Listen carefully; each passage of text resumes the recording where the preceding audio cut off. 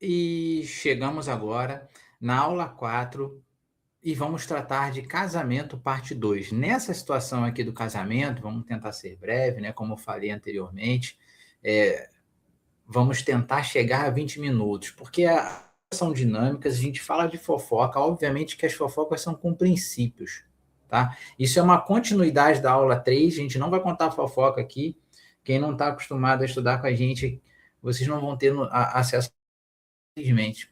Mas a gente vai contar aqui só o resumo do que a gente conversa em sala de aula. Fechou? Vamos dar continuidade aqui.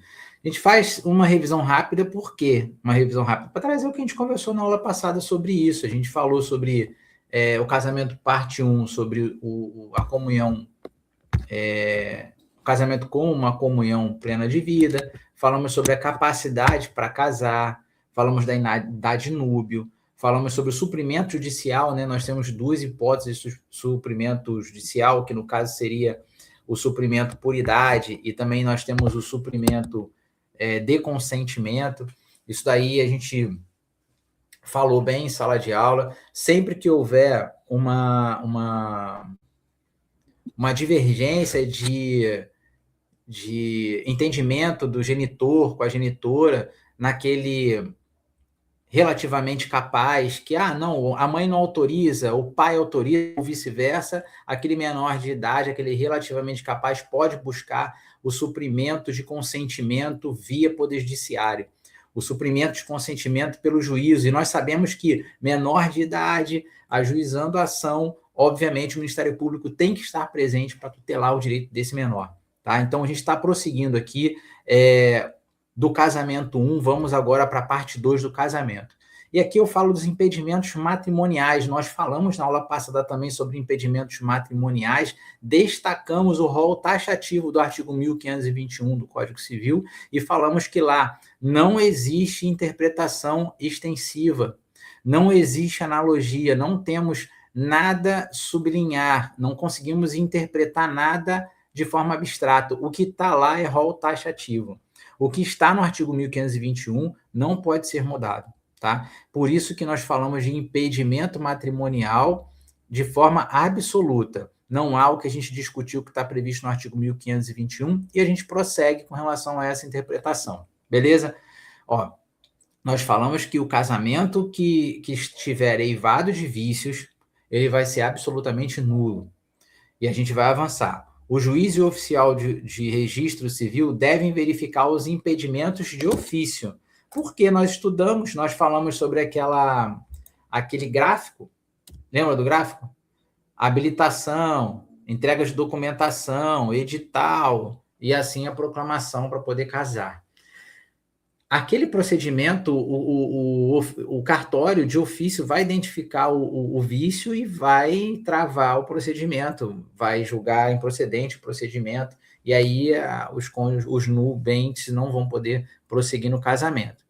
Eu coloquei ali, diferem das causas suspensivas, obviamente, porque as causas suspensivas também, além de não trazer a interpretação extensiva, ela vai falar, olha, por hora, enquanto estiver pendente o espólio, o processo de inventário, nós não podemos casar o senhor, por exemplo, porque primeiro tem que fazer a partilha, né, da sua ex-mulher, da pessoa que faleceu, né, do decujus. Então, não é uma condição absoluta, tá? As causas suspensivas. Já as causas de impedimento, sim, são condições de forma absoluta.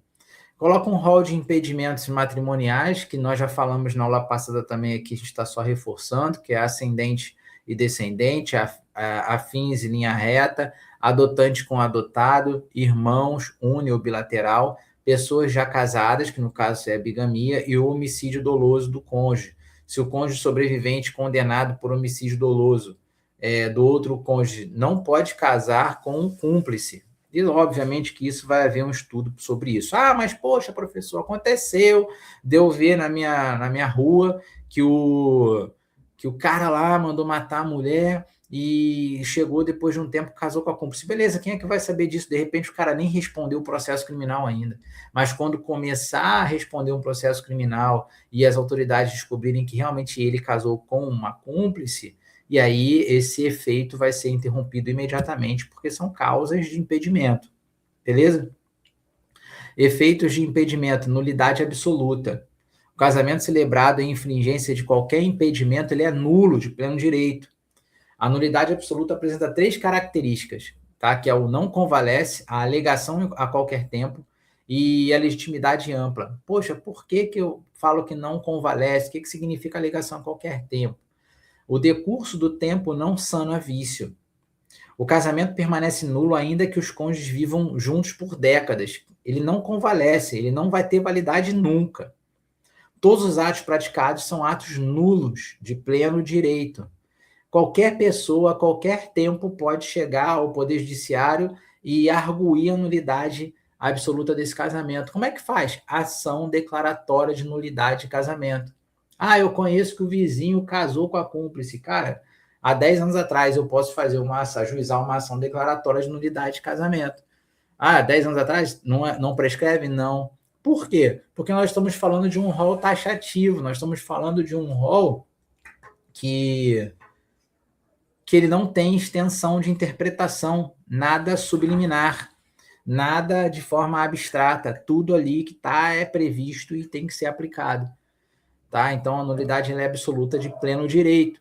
Causas suspensivas, a gente já comentou também sobre isso. As causas suspensivas não impedem a celebração do casamento, de forma alguma, mas produzem uma consequência patrimonial, que é justamente para proteger o patrimônio e proteger a quem tem de direito daquele patrimônio. No caso, é o casamento com separação obrigatória de bens, o regime de separação de bens, tá? Justamente para proteger o patrimônio. Aí a gente fala de herdeiros, inventário, credores, que são beneficiários daquele patrimônio que tem que ser protegido pelas causas suspensivas. Ah, beleza, fez o inventário, concluiu o inventário, eu já casei, com o tempo quero modificar o meu regime de casamento? Pode, porque aquele efeito suspensivo ele vai ser temporário. Rol de causas suspensivas: inventário pendente, prazo de 10 meses, divorciado sem partilha, tutor e curador. Ah, o tutor não pode casar com o curador. Ou melhor, o tutor não pode casar com o tutelado. O curador não pode casar com o curatelado enquanto não cessar a tutela ou a curatela. Tá? Então, mas eu sou tutor de uma menina, ela adquiriu a maioridade, rompemos essa relação de tutor e tutelado, posso casar? Pode. Sou curador de uma mulher, o tempo já se esgotou, entendemos necessário esgotar as possibilidades de eu continuar como curador, posso casar com essa mulher? Posso, porque enquanto permanecer a relação de tutor e tutelado, curador e curatelado, não é possível o casamento, há uma causa impeditiva. Aqui eu faço uma divergência, que são pegadinhas da banca da FGV, que a FGV costuma colocar que causas suspensivas anulam o casamento. E não é verdade. As causas suspensivas permitem o casamento desde que haja um impedimento de casamento com separação, ou melhor, com comunhão parcial de bens ou comunhão universal de bens. A causa suspensiva vai permitir o casamento apenas com separação obrigatória de bens. Eu faço um quadro trazendo isso daqui para vocês, eu espero não estar falando rápido demais, apesar de estar. E não quero confundir a cabeça de todos vocês, então vou falar um pouco mais devagar, em slow motion. Impedimento é causa de nulidade absoluta. Causa de suspensão não gera nulidade absoluta. A causa de impedimento é um rol taxativo que vai impedir a celebração do casamento de qualquer natureza, desde que esteja prevista no rol do artigo 1521. Já a causa de suspensão ou causa suspensiva vai permitir o casamento. O casamento é válido. Porém, o regime de casamento tem que ser de separação obrigatória de bens, tá? Tanto o artigo 1521, que fala do impedimento, quanto o artigo 1523, que fala da suspensão, trazem um rol taxativo sem extensão, sem ampliação, sem mensagem subliminar. Não há o que eu estender ali. Se há impedimentos, vícios estão previstos nos incisos do artigo 1521. Se há suspensão, causa suspensiva, os vícios estão previstos no artigo 1523. Tá? Agora, a gente vai começar a pensar numa diferença entre eles.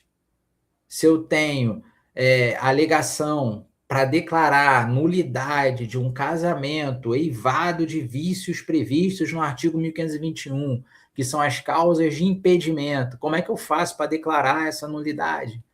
Eu declaro a qualquer tempo, em uma ação declaratória de nulidade de casamento. O MP pode fazer isso e qualquer interessado. Então, é uma causa específica desses impedimentos. Ah, mas agora eu quero falar da causa suspensiva. Tem alguma diferença? A gente vai diferenciar agora. O que a causa suspensiva vai falar? Somente pelos interessados. Lá naquela causa, na alegação para causas de impedimento, o Ministério Público e qualquer tipo de pessoa qualquer tipo de interessado pode ajuizar a ação declaratória. Já nas causas suspensivas, não. Somente pode ser ajuizada a ação declaratória de causa de suspensão de casamento pelo interessado antes da celebração. E é óbvio que cada caso vai tratar o assunto de forma diferente. Por quê? Eu posso ter uma causa suspensiva que passe pelo cartório, aí vem aquela história do aluno falar, mas professor, o meu vizinho aconteceu isso. Eu nunca descarto possibilidades que possam acontecer, violação do direito. Pode acontecer. Aqui na nossa interpretação legal, no caso teórico, eu coloco nesse quadro ali, alegação das causas suspensivas somente pelo interessado antes da celebração. Mas, cara, se o cara descobre essa parada depois, como é que vai fazer? Vai ter que declarar nulidade, vai ter que declarar suspensão através de uma ação específica, beleza? Então, tá, vamos falar agora da natureza do vício. O vício do impedimento é o vício de ordem pública. Já o vício da causa suspensiva não tem nada a ver com a ordem pública, tem a ver com a proteção patrimonial de terceiro. Eu falo por que isso? Porque, cara, eu tenho um viúvo que quer casar, mas acontece que o inventário não se concluiu da mulher falecida, do decus, o espólio, né? Tem um espólio, acontece o processo judicial está em andamento, mas não houve ainda a conclusão do inventário, não houve a partilha. Obviamente que terceiros interessados sobre aquele patrimônio serão prejudicados caso esse sujeito venha casar com uma nova pessoa com comunhão parcial de bens. Por isso que a legislação proíbe o casamento de comunhão parcial de bens e comunhão universal de bens. Ela só vai permitir a separação obrigatória de bens durante um determinado tempo. Se o casal quiser depois mudar o seu regime de bens, tá tranquilo, vai poder mudar. Beleza? Então, a gente vai caminhando aqui para o final. Nulidade do casamento, nós já falamos aqui sobre nulidade absoluta, enfermidade mental, infringência de impedimento dos artigos 1521, na verdade. Nós falamos também que não convalesce, tá? Nós não temos prazo. Anulabilidade de casamento, que é o que a gente pode botar na prova, que é diferente de nulidade absoluta. A anulabilidade, ela vai admitir convalidação, tá? Incompetência da autoridade, menor de 16 anos. Cara, quando o casamento acontece com um menor de 16 anos, por ele ser incapaz, ser absolutamente incapaz, ele tem a nulidade absoluta. Ah, mas não houve permissão, não houve suprimento. Cara, vai anular. É a anulabilidade nesse caso. Erro essencial sobre identidade, honra, boa fama, isso você vai descobrir depois. Vamos supor que o cara é bonzinho, bonitinho, terninho, gravata e tal, trouxe na lábia lá a noiva, casaram-se, a noiva vai descobrir que o cara não é de honra, o cara não tem boa fama, não tem qualidade essencial para ser cônjuge, previsto no artigo 1557, ela vai pedir a anulabilidade do casamento por erro essencial. Outro exemplo, Se de repente, eu até dei esse exemplo em sala de aula, o aluno lá é filho de um fazendeiro rico, e aí ele começa a estudar na escola de uma menina, a menina é filha de um fazendeiro bilionário, e esse fazendeiro rico tem interesse no patrimônio do bilionário, então vai lá por trás, ameaça a menina e fala: casa com meu filho, senão eu vou matar você e vou matar tua família. A garota fica com medo, né, diante desse temor, o menino pede o casamento e a menina aceita. Então, um casamento sobre coação. Isso vai surgir após o casamento, quando ela passa a ter coragem de denunciar um casamento sob coação. Então, gera-se o quê? Anulabilidade do casamento. Tá? Então, nós temos a situação do incapaz de consentir, mandato revogado. Erro essencial de pessoa, a gente colocou aqui o erro essencial, eu explico mais ou menos aqui sobre a identidade, a honra, a boa fama. O erro deve recair sobre as qualidades fundamentais que, se conhecidas, impediram a celebração do casamento, defeito físico irremediável ou moléstia grave. Tá? Existe prazo decadencial lá, como não convalesce na questão dos impedimentos, aqui nessa questão da anulabilidade, desses vícios de anulabilidade de casamento, tem prazo decadencial de 3 anos após a celebração do casamento. Casamento putativo, que é aquele casamento falso, é aquele casamento que foi contraído por boa-fé, e essa boa-fé, ela é a boa-fé subjetiva, ela não é a boa-fé objetiva.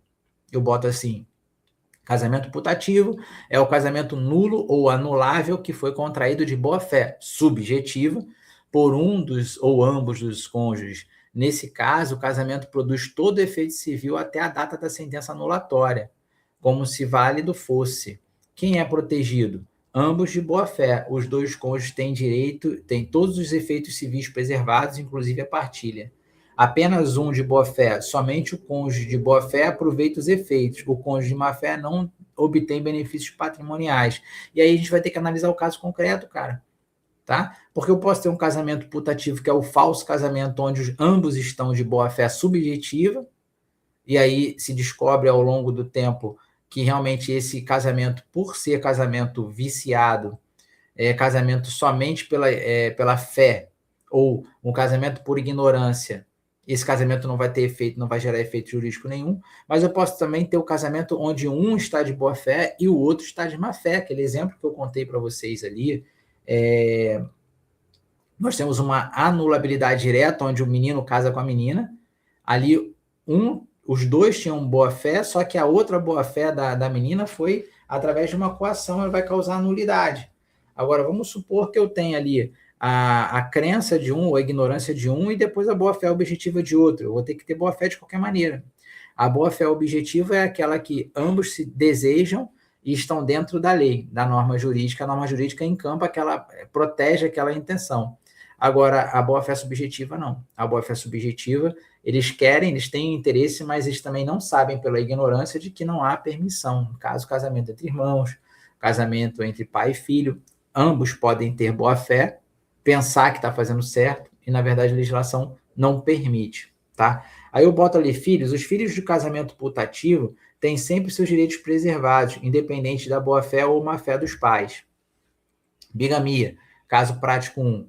Bigamia e casamento putativo. Os fatos: João, já casado com Maria, contrai novo casamento com Ana, que desconhecia completamente o vínculo matrimonial anterior.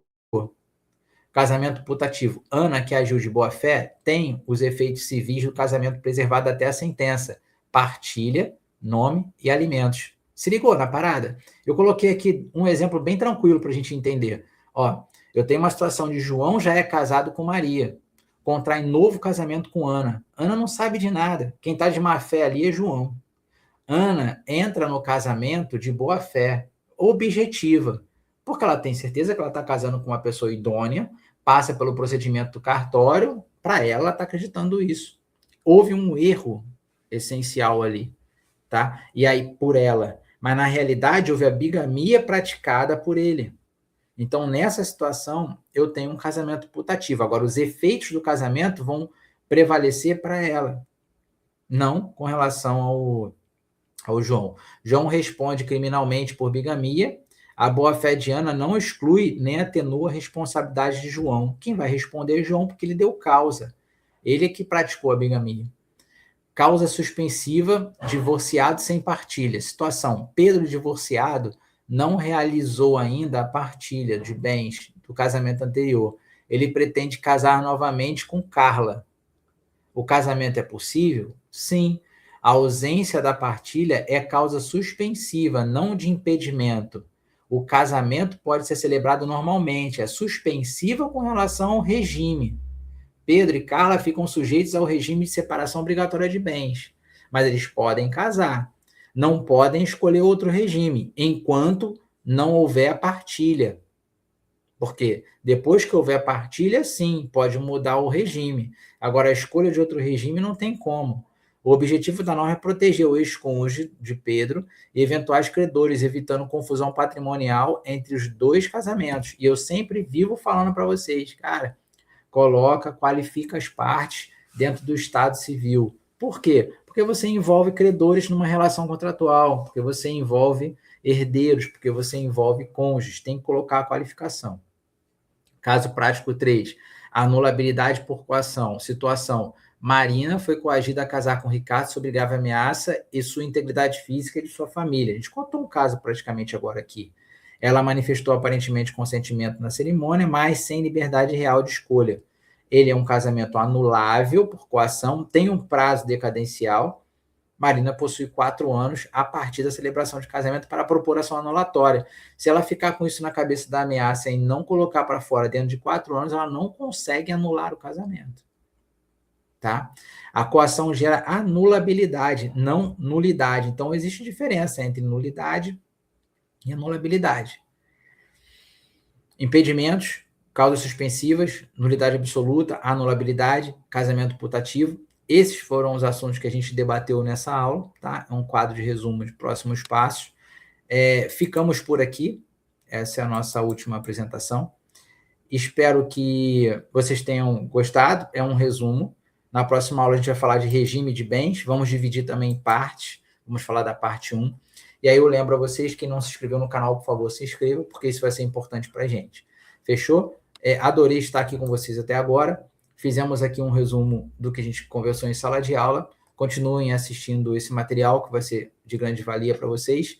Embora para a próxima, vamos estudar depois parte de regime de bens. Até lá.